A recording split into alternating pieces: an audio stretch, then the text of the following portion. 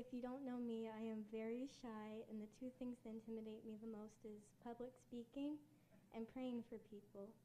Well, I told Jesus that this week at camp that I would really work on stretching myself and really getting out of my comfort zone. So on the second night of service, it was during altar call, and I heard Jesus say, "Go and pray for Hazel." And I was very nervous, but a lot of times when I pray for people, I pray in tongues in the Holy Spirit because I don't know what to say. So I'm like, "Okay, Jesus, I'll let you talk for me because your words are always perfect." Well, I was doing that, and a few minutes into it, I heard Jesus tell me, "Okay, I've taught for you enough. I want to hear your voice now." And I was very nervous, and the pastor, like my dad said, he was talking about how, I believe his name was Benaniah, took a lion and put it in a pit and he killed him, and how we need to kill our own lions and ask Jesus for help. So I was like, "All right, Jesus, I'm putting this lion in a pit, but I really need you to kill him." So I took a breath, and before words even started coming out, I felt this amazing peace that I've only ever felt two other times in my life. I got filled with the Holy Spirit and when I was called to be a pastor.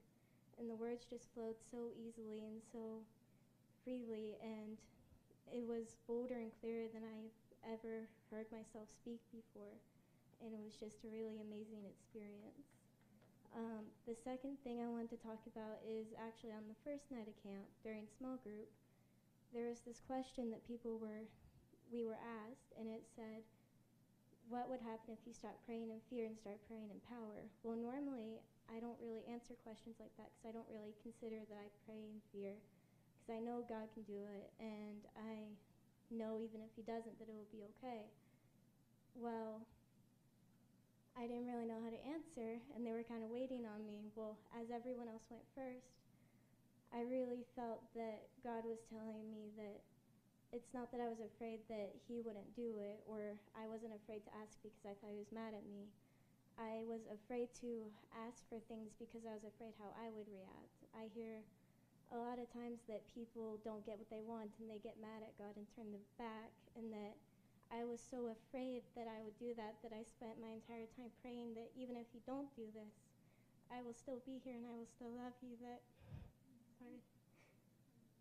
I rarely ever got to what I actually wanted to say, and that my prayers always lost their conviction at the end, and I really just was really convicted of that this time.